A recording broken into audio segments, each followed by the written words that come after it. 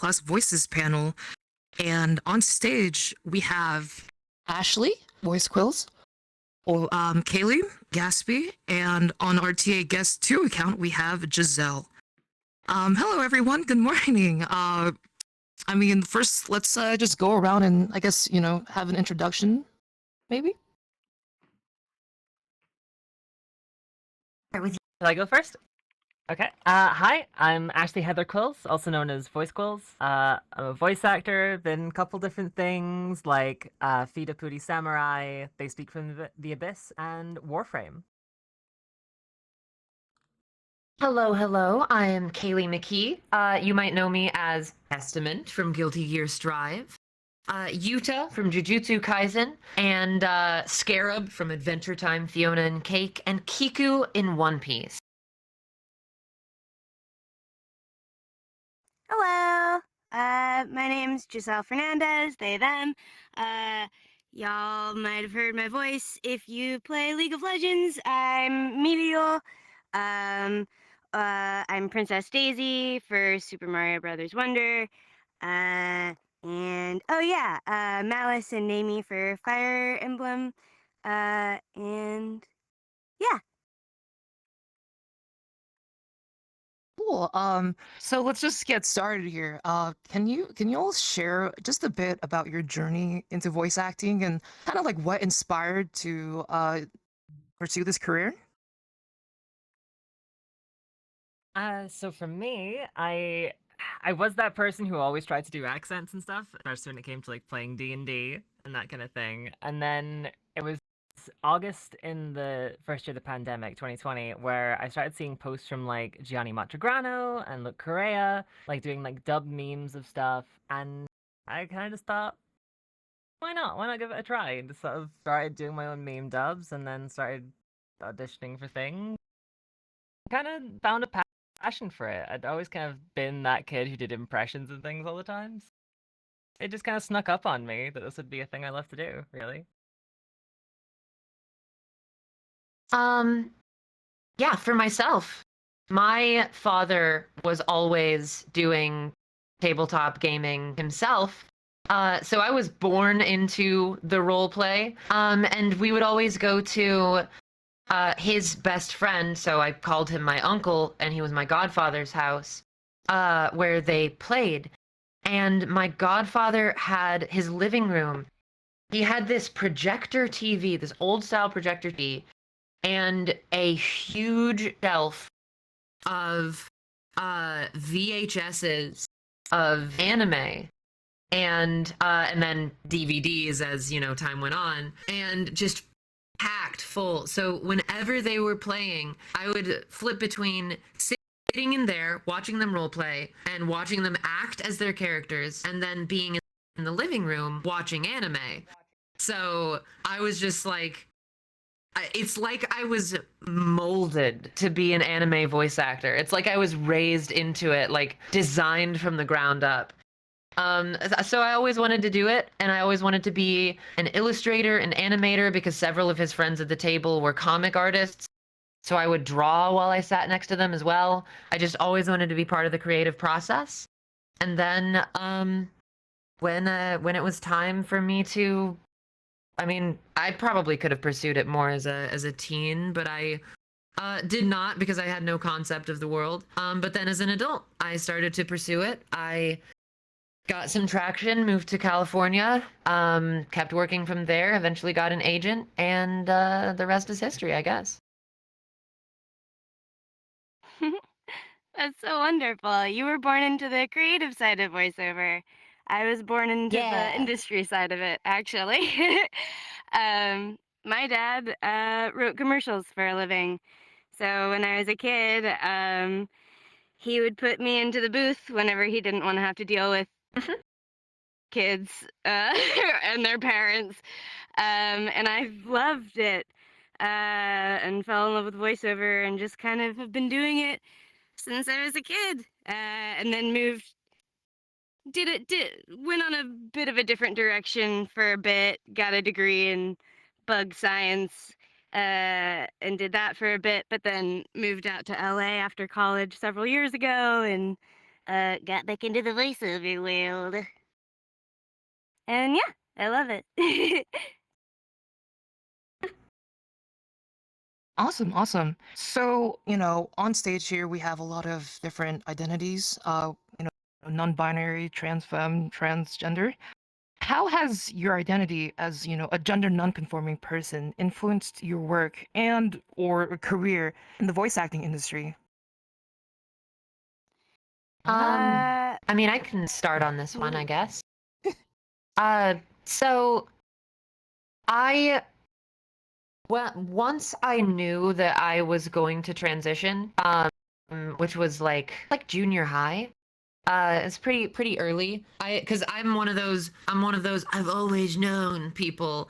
But which is neither better nor worse than any other type of realizing your identity. But I made the decision in like junior high that I would be transitioning, and that sort of started to cause a stumble for me on what my plans were for my career, because I was hesitant to use a masculine range, especially at the time, to portray characters behind the microphone. I didn't know if I was going to be comfortable with that. But in high school, my senior year, one of my favorite musicians, Laura Jane Grace from the band Against Me, came out as trans.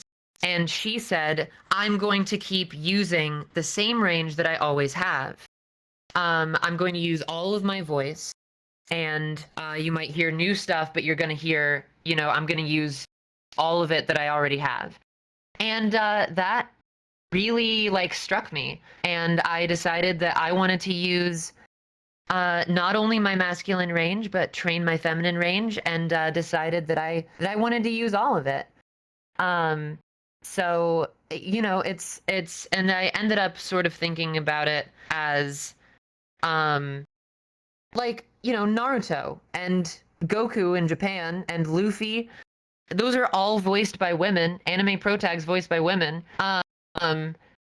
So I consider it like that. Voicing masculine range characters does not make me any less of a woman, and masculine identifying characters. And then I also love when I get to be like Testament, for instance, who is not a man, but has uses this range. and that shows that voice does not mean identity. And I really love portraying characters like that. Heck yeah.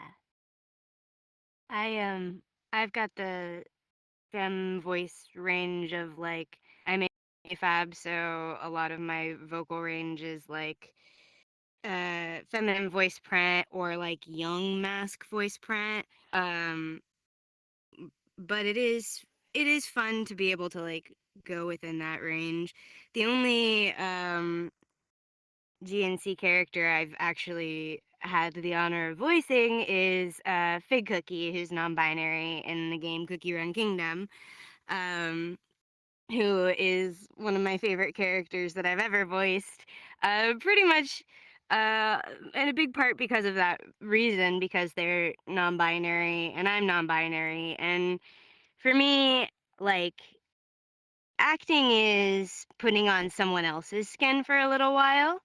So it doesn't bother me too much when I get cast one way or another.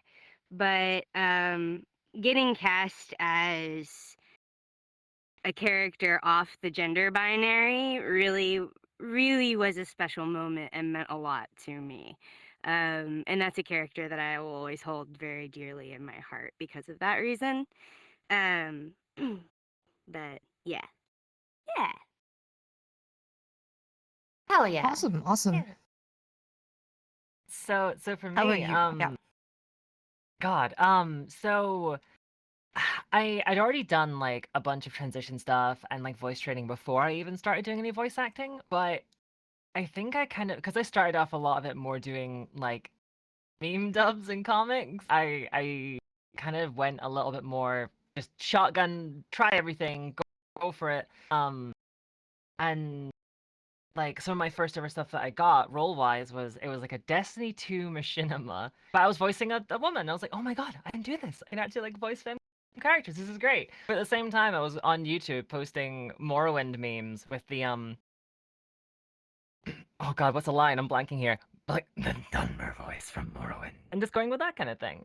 And it's having that kind of range is really fun to me. I get to rock a bit in the booth. There was an audition I did a month or two ago, and one of the characters was like, it was three separate characters all inhabiting one body, and they like rotated who was like the front. And it was two masked characters and one femme, and they're like, oh, we're gonna hire one or two people for this. And I was like, no, no, no, no, no. You're gonna hire one person for this and audition for all three. So having that kind of range, I guess, now that I've kind of started to remove the me from it, if that makes sense, and not putting as much stock in like, oh, I'm auditioning for femme characters, and if I don't get them, then I'm not sounding authentic. I'm not sounding great. And trying to remove that and make it my voice is a tool. I can go super high, I can go super low, gravelly, resonant, warm, breathy, all the different things. That's just kind of part of the fun now. It's playing with a toy box, you know? And being able to step into a booth and be like, all right, cool, I've got all these femme characters I can read for, like, for Warframe, when they first reached out to me. Like, we've got a character we want you to audition for. Like, okay, cool. And then, actually, you know, we've got two, and they sent me the female script and the male script. And I got to go in and go into the studio and record for both of them. And it was great to be able to, like, hey, here's this big project that I have done both a female character and a male character, and it all sounds great to everyone else. So yeah, it's been a big journey going from first starting out to where I am now, but it's been pretty cool. It's been a great time. It's like it's pretty cool that you say that with like having that voice versatility and the huge range. And that's like the next thing I want to kind of talk about is just like, with this gender non-conforming identity, are there any like positives that you'd love to share about, being in the voice acting industry?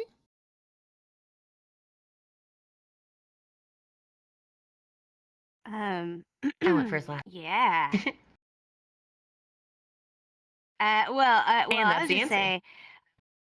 say, I mean, the great thing about voice acting is you can look anyway. You can look however. It doesn't matter how you look. What matters is how you, like, I think Kaylee said, like, how you use your tool. Um, and that's the big thing. And you can be, anyone or anything anywhere. You can, you can be like an anime girl, sure, or you can be a broomstick. Like there's not it's that's the beauty of voice acting is you you don't have to worry about the confines of like what you're perceived as like when people look at you, you can just play. Yeah, I mean, it might be cringe, but pretty similar to VR. Like, you get to look however the hell you want. We just don't get to really, pick as much as otherwise. But can you elaborate on the question just a little bit so I can remind my brain? Yeah, just like any positives with the identity or any strengths that Oh, you yeah. might have like found. Yeah. Absolutely. So, I mean, the biggest positive for me is anytime somebody comes up to me at a convention or wherever I'm at and just says, like, hey, I'm really glad you do what you do. I'm really glad that you're visible and that that you are being this representation for our community. Anytime that happens, that is the biggest bonus to being trans in the indie by far.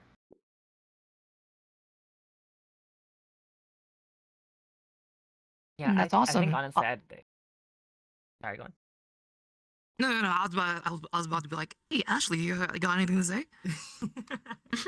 Yeah, I think I agree. That's kind of like the biggest thing for me as well, because like I get occasionally messages or like an email from someone, and it's either that they like listen to my videos and that like cracked their egg, or that they looked at my stuff and like, wait, this is a trans woman doing this? Excuse me, what? And like, you can sound like that? And then they start voice training and being told like, oh yeah, I started voice training because of you is insane, incredible, wonderful. I've had many messages that have made me cry from people who are thankful for the stuff I do, which is crazy to me. It does feel a little bit like I don't know. I don't know how to put it. It's like I simultaneously feel undeserving of that kind of praise because I'm just voicing stuff. I'm just having fun, but it is wonderful to hear like the positive effects of doing stuff like this and just being able to go in the booth, let loose, voice a character, it comes out, and having people be like, hey, like it's amazing that there's someone like me doing this kind of thing out there. You know? Yeah, awesome. Oh yeah. Heck yeah. So, we've talked about the industry a lot, and we talked about, the kind of the rise of a lot of more like gender non-conforming roles and characters. Do y'all have any thoughts about the current state of representation of, GNC characters in media? There is a thought I've been having, and I've been coming across it more and more. And there's been a lot of people talking about it on Twitter lately as well. And it kind of spreads into other minority representation as well. But there's a slight issue in the for gender non-conforming characters, and other minorities. They'll bring in those minorities actors, like actors that match that minority, to voice them, but don't think to invite those same actors for other roles that aren't that. So, for example, say you have a trans femme character in a video game, they'll hopefully look for trans femme voice actors, bring them in, voice the character, and then later on, same project, different project, whatever. All right, here's just a cis femme character, and they won't bother reaching out to the trans femme actors to also voice those characters.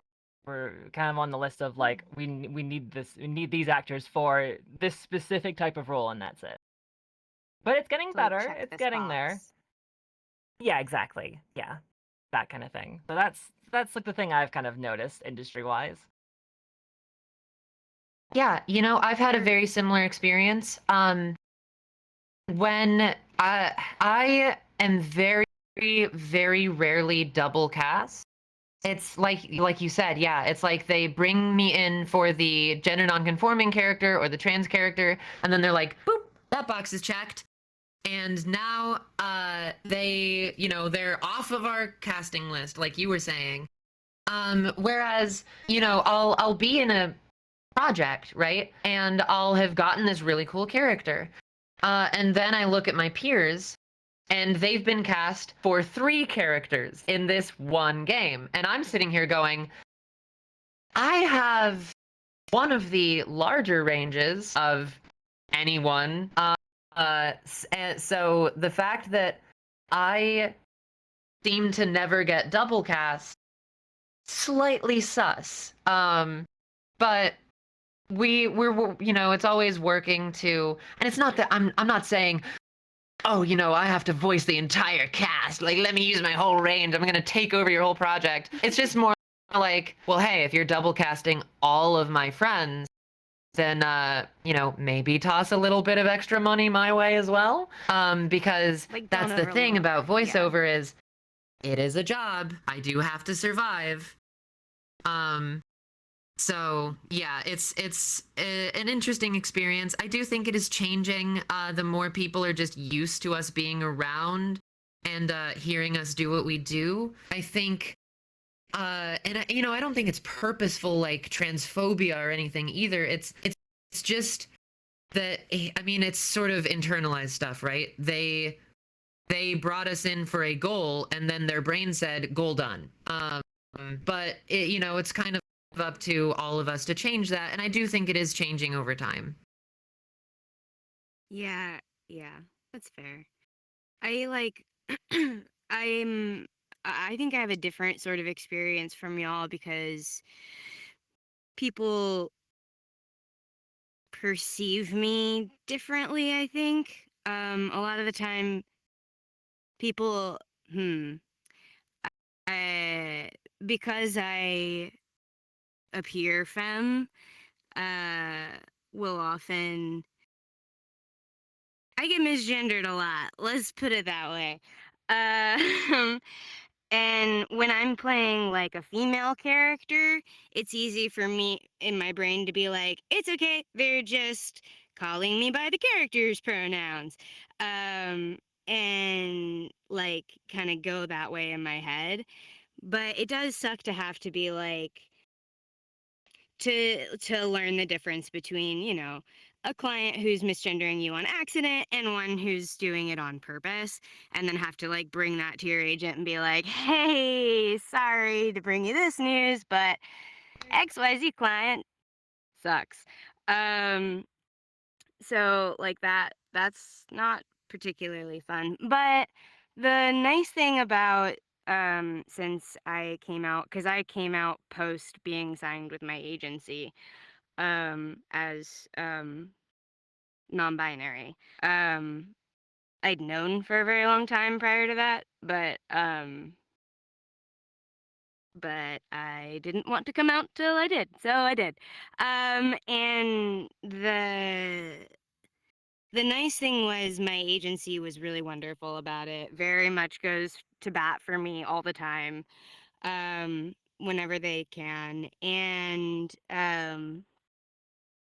started sending me like roles for gender nonconforming characters and specifically non-binary characters. And there was a really wonderful like peak of those characters in like children's animation specifically, a couple of years ago. And then me and several of my non-binary friends have noticed, a sort of decline in those auditions since the sort of, there's been a lot of, you know, anti-trans legislation going around the country in the US. And a lot of that has, I think, slowed a lot of the progress that we were making around sort of the pandemic time, like beginning of the pandemic, first couple of years. I might be wrong on that, but that's just from my observation. No, I think you're right. Absolutely. I have noticed the same thing, especially with Western cartoons. Yeah. Yeah. I think a lot of the ones that were casting those more diverse characters and more intersectional characters too, because a lot of the non-binary characters I get auditions for nowadays, when I do get them, are white. And that's fine. I'm white. I'm not trying to audition for non-white roles, but I'm also Hispanic. I have that ethnicity, I have that identity, and my agency knows that. And a lot of the stuff I get sent in other categories is specifically Hispanic stuff because I fit that bill and I can speak the language, and um I'm able to do the accents and all that sort of thing. Um And yeah, it's like I was saying, when I first came out, there were more intersectional roles for non-binary characters starting to crop up. And nowadays, I don't see those. I really don't. I see. Well, I mean, I'm glad that even with all these, like, you know, the current state of representation, I think you three are a great testament to just having that more inclusion within the industry. And hopefully, as time goes on, you know, we only progress better and better. And thank you three for that inspiration. But let's move on to my next question of, you know, kind of the approach or the mindset. So how do y'all like approach deciding on voices for characters, especially when dealing with characters whose gender identities might differ from your own?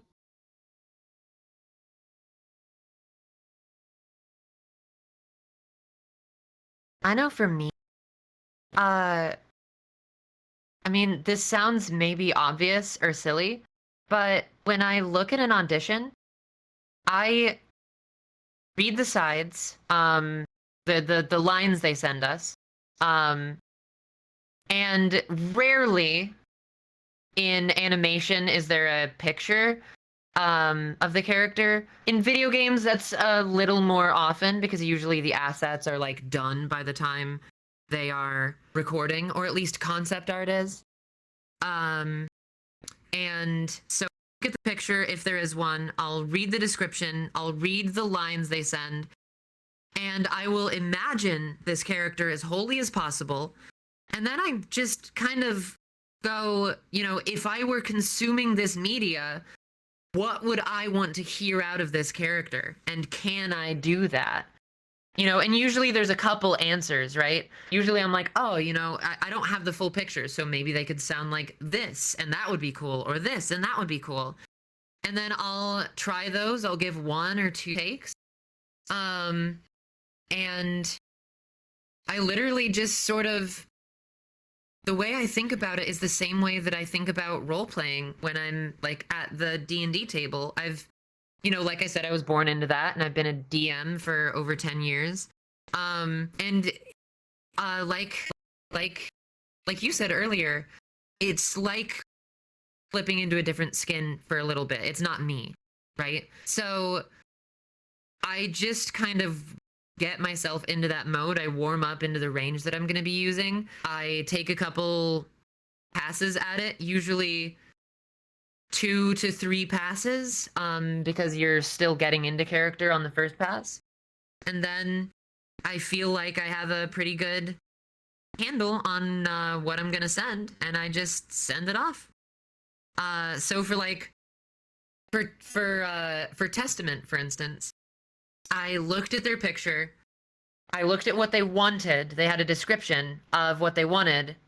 I had a description of the character, and then I also knew that it was a legacy character. So I looked up what they sounded like in the Japanese, before, like years earlier, and it was a masculine sound.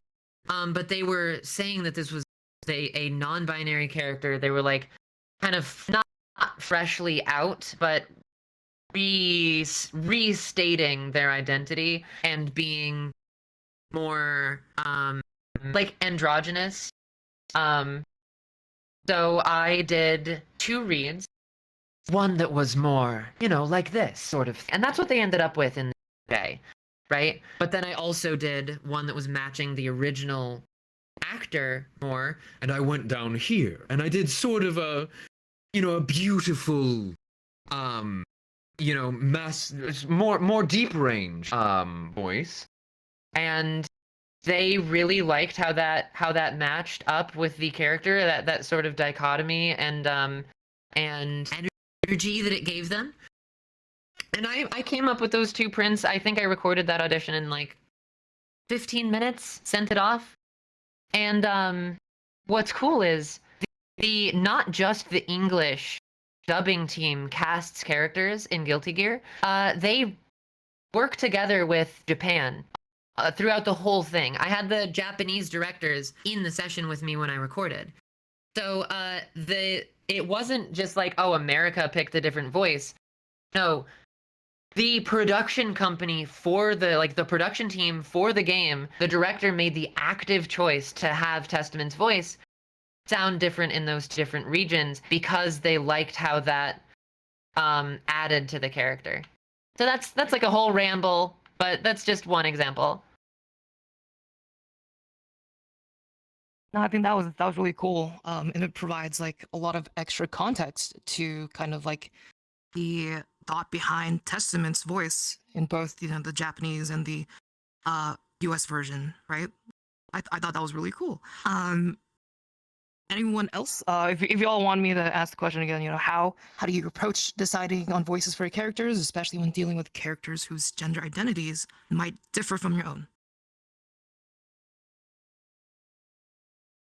For me, honestly, it's kind of just vibe, I guess. I'll go in like same as Kelly. Like I'll read the lines. If there's character art, take a look at it. So I see what the character looks like. If they've got any like personality traits or description there. And then just kind of go off of gut instinct a lot of the time and just go for it. And then like listen to it back and think, okay, maybe something a bit more like this, and like twist it either if that's, you know, more gravel, less gravel, higher pitch, lower pitch, kind of tweak it a bit and try and imagine it like, yeah, again, same what Kaylee was saying. Like if I was like playing this game or watching the show and this character appeared and I was like the one sitting in the chair playing or watching, what would I expect to come out of their mouth?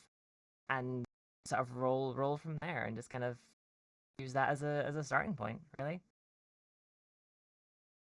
I see. Giselle, is there anything you'd like to add? If not, that's okay. Yeah. No, sure. I mean, I have a similar process. I'm more of a cold reader. I like to just sort of read the specs, and develop the voice there. And then, you know, if I've after my first read of the sides, I'm like, oh no, I've gone a terrible direction. I'll just like redirect myself. But I'll just be like, I like to sort of like read the specs aloud. The specs, for people who aren't in the know for the voiceover world, specs is the word for like the character description, I guess. Of like, you know, like, oh, okay, her name is Lena. All right, all right. Oh, she's 16, so she's gonna sound a little younger. Oh, she's from the Bronx, so she probably sounds more like this, you know. So that's what specs are. But that's kind of what I do. But for characters who aren't the gender I was socialized to be, um, I got some really good advice a while back from another voice actor named Debbie Derryberry, who is a wonderful lady. I adore her. Um, she was sort of because I read a lot for children's voices mostly. And she was trying to explain her process of the difference between a little boy's voice and a little girl's voice. And her description of it was it's where your energy is allowed to go. Little boys are socialized to be allowed to sort of, you know, think about like a little boy running around in the woods. Like that's like a normal picture in your head. Like little boys are allowed to like run around and let their energy kind of go everywhere. Little girls are trained to pull their energy inside. And so she sort of was like, so a little boy will have more horizontal energy and a little girl will have more vertical energy. And I know that doesn't make sense. It makes sense when she explained it because it's well, anyway. But but I liked the way that she put it because it was talking about like kids have a lot of energy. So when you're voicing a child's voice, you have to put a lot of energy into it. Even if it's like a more reserved kid, you have a lot of energy in there because they're growing and they have a lot of energy. Um, when they're kids, it's easier to sort of feel out that difference of like, where society puts those restraints on us. Because when Debbie was explaining to me that boys are freer with their energy, what she was trying to explain was there's a cap to it. So boys don't typically little boys. Sorry, I'm using all this language, but little boys are their voices don't typically go crazy high. When they're excited, their voices go out to the sides. Think about softening your or flattening your soft palate. Um, and like letting your mouth kind of go back like a smile. And then like shouting like that Uh, sorry, I'm rambling about like technical stuff, but That's okay. I mean, you could always, kind of demonstrate it more if you'd like, instead of just explaining it technically. I don't know if you want. I'm putting you on the spot. no, I'm so no, sorry. no, for sure. No, so like, if I'm really excited and I'm a boy, I'm gonna be here. I'm gonna be really excited. And my energy is kind of going out to the sides. Versus if I'm a little girl and my energy is vertical, it's not just my tone of voice, because my tone of voice is actually kind of in the same range as the little boy's was, but when I'm excited, my voice goes here, and I go up and down rather than off to the sides. If that makes sense. I think you Hell you yeah. got the point across. Yeah. Okay, but it was sort of like, when clients ask for an androgynous sounding voice, what they're asking for is that sort of girlier tone in the boyisher energy of like, yeah. Um. Anyways, that's what I've learned about about voicing different genders. Um. I don't know about Yeah. them, That's awesome. but me, I'm sitting here like taking notes, take notes. Debbie is fantastic. I've taken a workshop I or love two her. with her as well. She is a very good teacher. I hadn't heard that before though, so I'm immediately burning that into my mind. Definitely. Yeah. A good panel is like not one where just the audience can learn, but the panelists can learn from each other. So that's pretty cool. Hell yeah. Oh yeah, voice yeah, actors learn from each other mhm. all the time. In fact, Oh my gosh. I fully just steal from my friends. I hear them do like a something in a performance, and I'm like, oh, that was really good. I need to do that. Like, I need to learn how to do that so I can have that in my tool belt. Like early on, my friend, AJ Beckles, who plays Takamichi in Tokyo Revengers. Before either of us had an agent, we were in a class together, and he voiced a young boy in the class, and I was blown away by like how authentic it was. And I was like, I hit stealth record for like 30 seconds of it, and I was like, don't mind me, I'm just gonna learn from this guy here. And we ended up being like good friends, and I learned from him, and I've since done the same for a lot of my friends. Like, I hear them do something interesting with their energy, and I admire it a lot, and so I set out to learn how to do something. Oh yeah. I'll also follow that up with and asterisk this with, I've only done this in states where it's legal to have done this. Where like I have family members with a variety of different personalities and accents. And sometimes I'll just record them while they're going off, just to have something to base like future references on. But yeah. I love I that. do that kind of thing all the time, for like, especially when it's like a Scottish character, because I'm the least Scottish person like that's ever existed in terms of how I sound. But like, I'll think like, okay, I need to read this in a Scottish accent. How would my brother say this? Because he has a much stronger accent than me. So I just read the line in his voice in my head and then go for it. I literally my Scottish accent is based on a good friend of mine from Scotland who is very foul-mouthed, and unfortunately my only like catchphrase, like key phrase into the Scottish accent is filthy. um but it works, so whatever works. It's an accurate thing. We're just like that. Awesome, awesome. Okay, let's kind of like veer off into a bit more of like personal feeling stuff. Can you share a memorable moment when you felt particularly proud or felt affirmed in your work?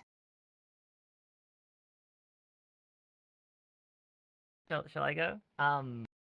It it has to be Warframe. I can't say anything else. It has to be. When I was I was pretty down about my voice acting for a bit, and then it was a couple hours before my birthday. I get an email, and, like, someone at Digital Extremes, like, "Hi, would you be interested in auditioning for a character?" And I was internally like, "Yeah, please, please, please, please, please, please, please give me this." I was like, "Yes, I'd like to hear more. Like, what did you have in mind?" Um, did the audition. I'm like, okay, great. I had some issues with the sorting studio, but I got up there, got into the place, and started reading lines. And there was a bit of me, like, before I walked in the door, I was like slightly shaking and like this. I'm a little bit voice in the back of my head. I was like, I'm gonna screw this up. I'm gonna, like, there's something gonna go wrong here. I can feel it. And I got in the booth, and the moment I had the headset on and the lines were in front of me, and Cam was giving me direction, I just went into, like, a flow state and just started rattling off lines. There was one moment where I stumbled and we got to take, like, MN, I think, on one. But then, like, right, okay, we've got it. It's all good. Went through, and I was like, all right, 2 takes, boom, done. 2 takes, boom, done. And they'd booked me for 4 hours, and we got it done in 2.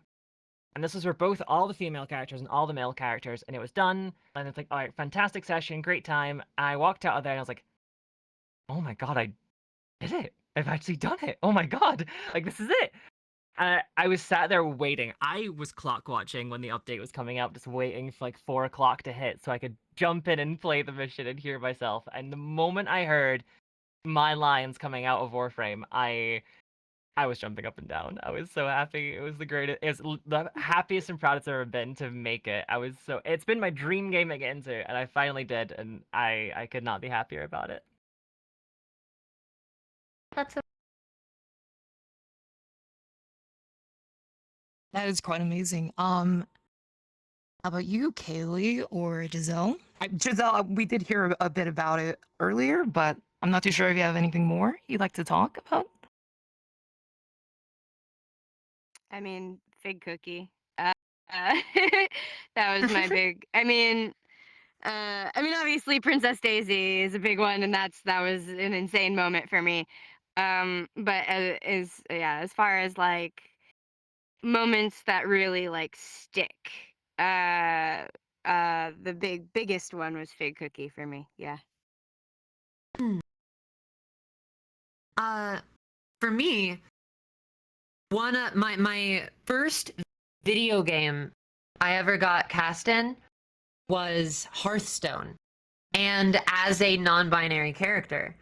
And I ID as trans femme, gender non-conforming, although I'm not, like, super public about it, but I was really grateful to voice a non-binary character. And it was so interesting because I played a lot of World of Warcraft growing up.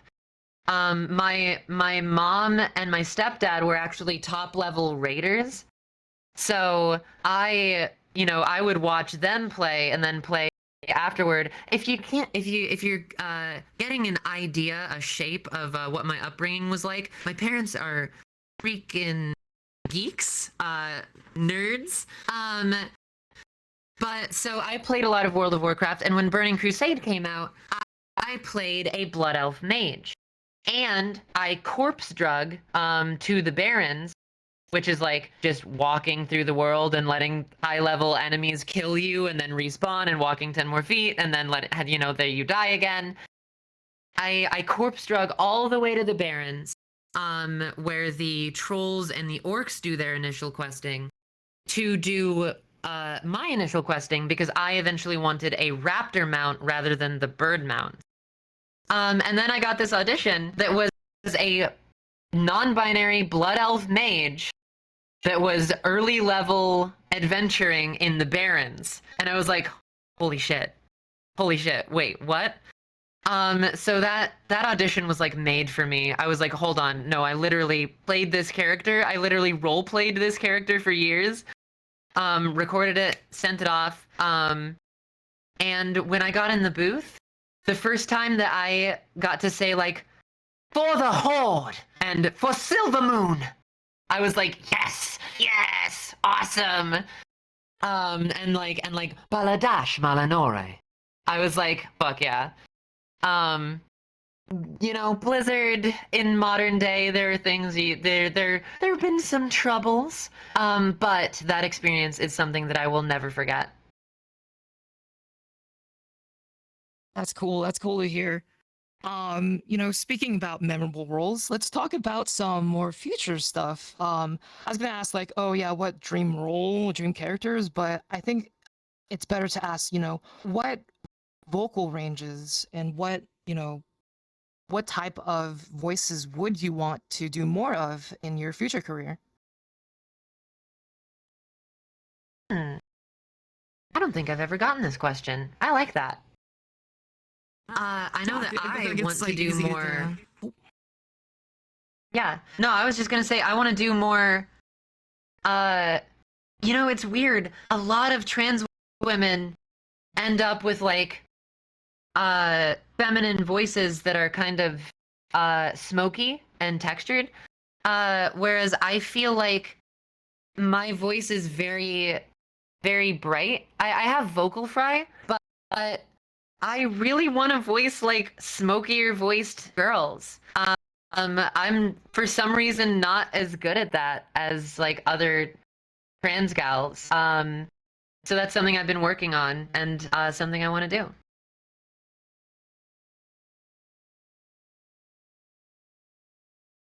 Cool. I think Yeah, go for it. I think for me, the one of my biggest kind of hurdles right now in terms of voicing stuff is trying to. I think it's mainly my own brainworms holding me back here. But like loud, angry, like them characters. Like if I could voice someone like Striga from Castlevania, like deep, growly, rough, like that kind of thing, I would love it. I need to practice more and develop that range more. But God, it would be incredible to be able to pull that kind of thing off because that one range of like I can do the low, angry girl guy and I can do femme voices, but that in between fusion, I just haven't quite cracked it yet. I'd love to be able to do it. That is an interesting sort of boundary area. Yeah, I've felt similar feelings. How about you, Giselle? I honestly, I feel like I already voiced the characters I like. I mean, I would love to voice more non-binary characters in the future. But in terms of like roles generally, I voice a lot of like children characters, and I do a lot of stuff for children's animation, and I love that's where my like passion is. I love doing stuff for kids animation, so I'd love to be able to do more of that in the future. Um, yeah. All right, cool. Cool, no problem. Getting all the roles that you want is already, in itself an accomplishment. So Well, let's move on to like maybe, advice giving, like what advice would you like to give to aspiring gender nonconforming voice actors who are just starting out or, would like to get into that voice industry?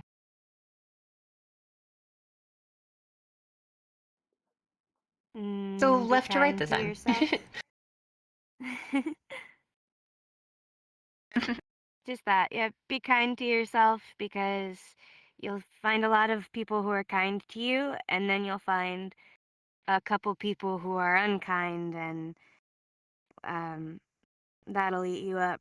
So don't let it. Just yeah, be kind to yourself and enjoy the things that you have, even if they're not the things that you want. They're what you got, so use them. Yeah, one easy piece of advice is one, nervousness is biologically identical to excitement. So when you're nervous about sending off an audition, what that really means is you're excited, you're hopeful. So just remember that. And also that if you're worried about what you're able to do with your voice, the biggest thing to remember is that in voice acting, the acting is is the way more important word. Every single voice has a place in voice acting. It's the most important aspect is whether you can act your ass off.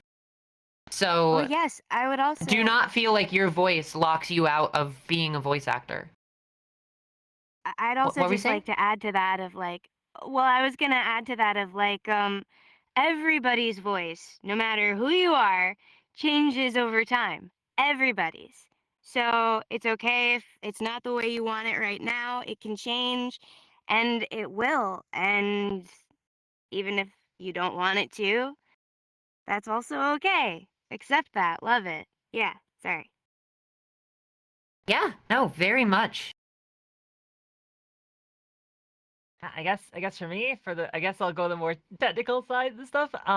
There's websites out there like iwanttobeavoiceactor.com, which is a fantastic resource, covers pretty much everything for starting out. There's when it comes to equipment, you don't need like $1,000 microphones and the best you don't need a Soundbricks booth. You can do it in your closet full of clothes and like a blue snowball. Like it's even if you're just under the covers of your bed, that's better than nothing, or like trying to get the most expensive stuff. Um, and like everyone else has said, your voice is unique. It's your voice. It can bring something different that people haven't heard before. It's completely unique to you. So go for it. Even if just starting out, it's some memes you like, a comic you like, you and some friends doing your own dub of an anime or something, like that kind of thing. Just have fun with it and enjoy it. Like, just go out there and try it. Do be careful with Awesome. promoting fan dubs too much. I will say that. That's true. Do fan dubs if it's fun for you and gets you practice, because it's a really cool thing that a lot of my friends also started out doing. So it's very good practice. Just be careful about do it for yourself. Don't like do it to publicize, because some companies don't like that very much.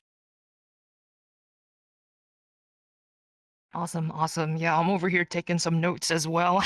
But um that's awesome though. And I think one thing, my next question, because a lot of the LGBTQ plus or the transgender experience is to kind of like do some voice training and voice regulation and voice upkeep. And I think that's a big intersection for also voice acting as well. So are there any like techniques or practices you use to protect and care for your own voice? The biggest thing that I remember for myself, when thinking about my voice, my fem range, is that everyone has a customer service voice. You know what I mean? So everyone has a voice where, they're really high energy and it's higher and more dialed in. Every single human has that and also cannot keep it up all the time.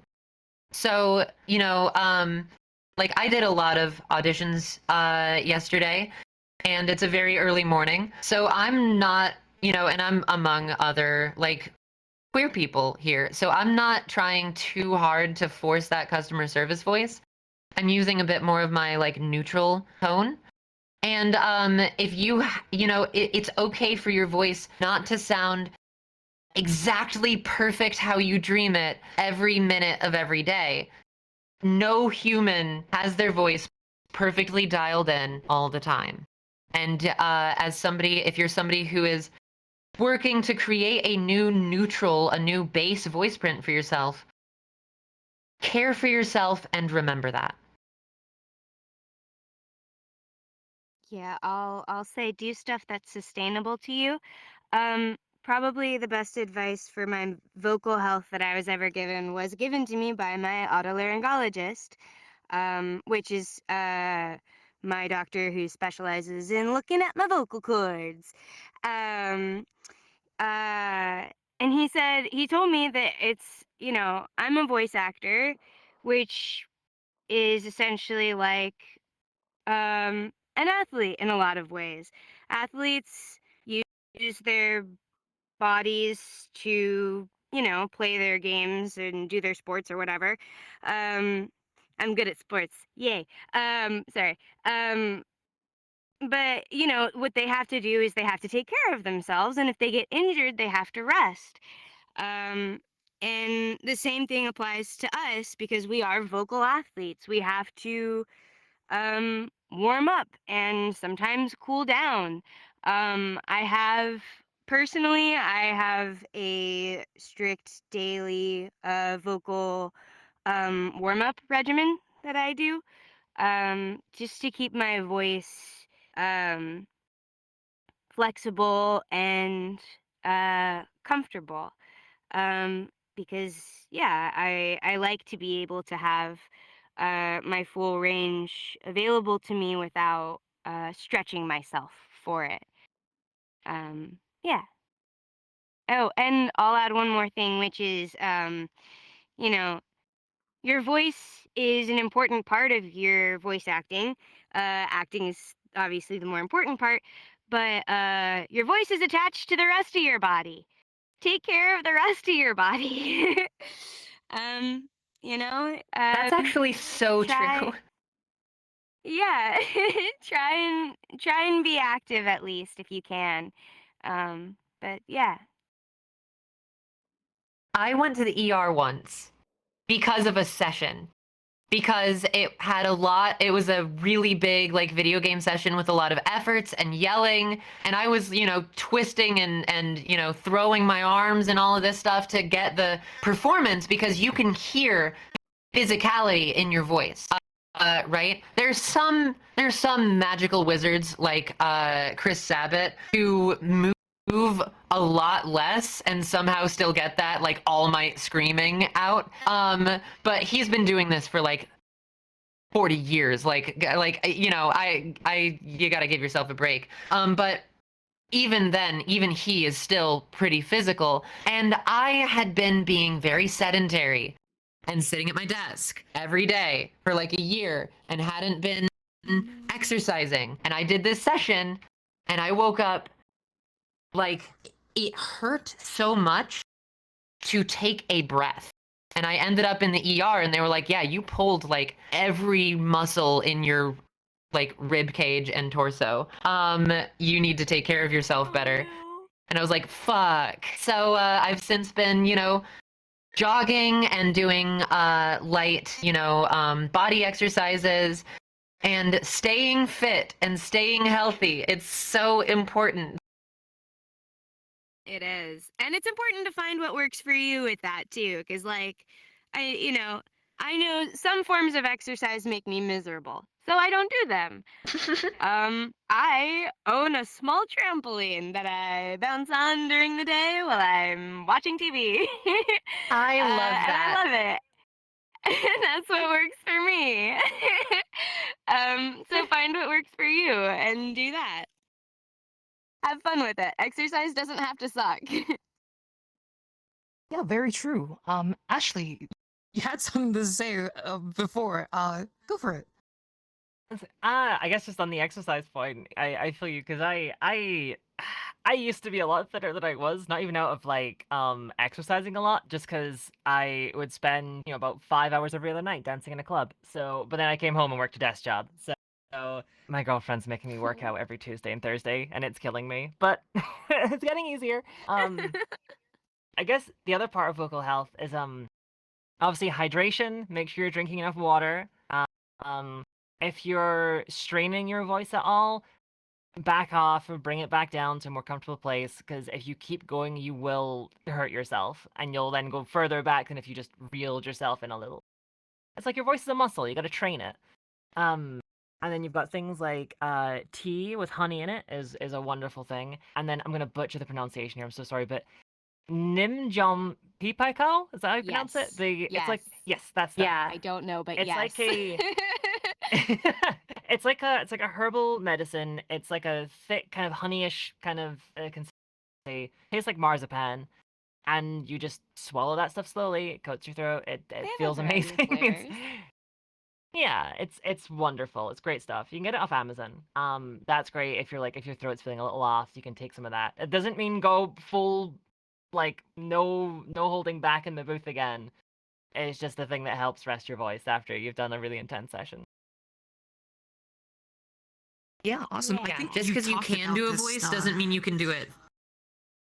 Oh, I was gonna say, just because you Oh. can do a voice doesn't mean you can do it for hours. Especially when you first are using that voice print. So just take time and work your way up to things rather than dropping it yourself in a deep end and then waking up the next day unable to speak. And a fun acting tip too, that'll also help you preserve your voice. When you figure out a character's voice, figure out what it sounds like yelling, figure out what it sounds like laughing. And those two will Yeah. help you figure out if the voice is sustainable for you or not too. And it's a good character technique too. Nice, nice, nice. Yeah, I think going back to the Peacock Owl, like you talked about it earlier last year, and I've been using it. They have like these hard candies, and it's very, very helpful. But good. I love moving that stuff. on, it is so good. It's so great. We're getting kind of towards the end of our hour here. W- if we were wanting to, continue following you all, and where would we find you online and otherwise? So for me, you can find me on Twitter at VoiceQuills. You can find me on YouTube as VoiceQuills. You can find me on Twitch at Voice_Quills. Yeah, I tweet a lot. A lot of it's just don't pay attention to it. It's just me losing my mind. It's fine. Don't worry. I don't really use Twitter or TikTok or Instagram. I'm using Instagram more often. But you can look me up on YouTube. My name, Kaylee McKee. I'm also on Gatsby VO on all of those socials. I do post like conventions and pictures, things like that. GHASPEYVO. My YouTube, I am about to launch. I have like 10 videos queued up. I'm gonna put one out a week. So I'm kind of pivoting a bit to doing a lot more YouTube content. And most recently, you can watch the season 2 dub of Mashal, Muscles and Magic, where I play Margaret Macaron. and they're also a non-binary character that I have had so much fun voicing. I won't spoil it, but they have 2 different voices. And pretty similar, but they have 2 different sort of modes, and it's very cool. And that show is very funny.